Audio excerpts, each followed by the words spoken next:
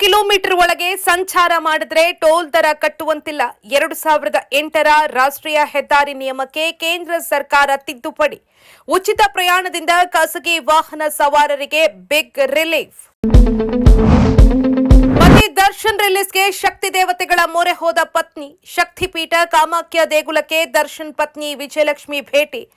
ಡಿಬಾಸ್ಗಾಗಿ ಕಾಮಾಖ್ಯ ದೇವಿಗೆ ವಿಶೇಷ ಪೂಜೆ ಸಲ್ಲಿಸಿದ ವಿಜಯ್.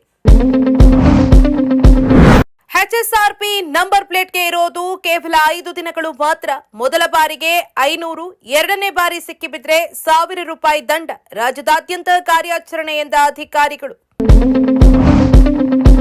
PSI UPSC ಪರೀಕ್ಷೆ ಮುಖ್ಯ ಪರೀಕ್ಷೆ ಒಂದೇ ದಿನದ ಹಿನ್ನೆಲೆ ಸೆಪ್ಟೆಂಬರ್ 22ರಂದು ನಡೆಯುವ ಪರೀಕ್ಷೆ ಮುಂದೂಡಿಕೆಗೆ ಗೃಹ ಸಚಿವ ಚಿಂತನೆ. ಇಲಾಖೆ ಅಧಿಕಾರಿಗಳೊಂದಿಗೆ ಚರ್ಚಿಸಿ ಮುಂದಿನ ನಿರ್ಧಾರ ಎಂದ ಜಿ ಪರಮೇಶ್ವರ್. ಕೈಪಾಳ್ಯದಲ್ಲಿ ಜೋರಾದ ಯುವ ಕಾಂಗ್ರೆಸ್ ಅಧ್ಯಕ್ಷಗಿರಿಯ ಜಿದ್ದಾಜಿದ್ದಿ. ಅಖಾಡದಲ್ಲಿ ತೋಳು ತಟ್ತಾ ಇರೋ ಮಂಜುನಾಥ್ ಮತ್ತು ದೀಪಿಕಾ ರೆಡ್ಡಿ. ಯಾರ ಬಲ ಹೇಗಿದೆ, ಯಾರಿಗೆ ಒಲಿಯಲಿದೆ ಯುವ ಕಾಂಗ್ರೆಸ್ ಅಧ್ಯಕ್ಷಗಿರಿ? ಬಗ್ಗದಷ್ಟು ಬಯಲಾಗ್ತಾ ಇದೆ ಮೂಡ ಅಕ್ರಮಗಳು. ಈ ಹೊತ್ತಲ್ಲೇ ಎಂಟ್ರಿ ಕೊಟ್ಟಿದೆ ಕರ್ನಾಟಕ ಲೋಕಾಯುಕ್ತ. ಮೊದಲ ದಿನವೇ 18 ಅಧಿಕಾರಿಗಳಿಗೆ ನೋಟಿಸ್ ನೀಡಿದ ಲೋಕಾಯುಕ್ತ. ಹೆಣ್ಣು ಭ್ರೂಣ ಪತ್ತೆ ಮತ್ತು ಹತ್ಯೆ ಪ್ರಕರಣ ಸಂಬಂಧ ಮತ್ತೆ 6 ಮಂದಿ ಆರೋಪಿಗಳನ್ನು ಬಂಧಿಸಿದ ಮಂಡ್ಯ ಪೊಲೀಸರು. ಇದರೊಂದಿಗೆ 36ಕ್ಕೆ ಏರಿಕೆಯಾದ ಬಂಧಿತರ ಸಂಖ್ಯೆ.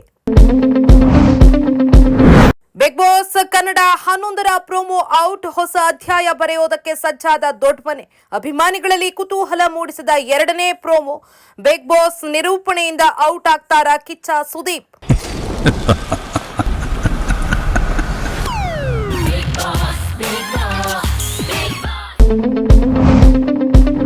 ಪ್ಯಾರಿಸ್ನಲ್ಲಿ ನಡೆದ ಪ್ಯಾರಾ ಒಲಿಂಪಿಕ್ಸ್ ಕ್ರೀಡಾಕೂಟ. 29 ಪದಕ ಗಳಿಸಿದ ಕ್ರೀಡಾಪಟುಗಳಿಗೆ ಪ್ರಧಾನಿ ಮೋದಿ ಶ್ಲಾಘನೆ. ಅಚಲ, ಅದಮ್ಯ, ಐತಿಹಾಸಿಕ ಪ್ರದರ್ಶನ ಎಂದು ಕೊಂಡಾಡಿದ ನರೇಂದ್ರ ಮೋದಿ.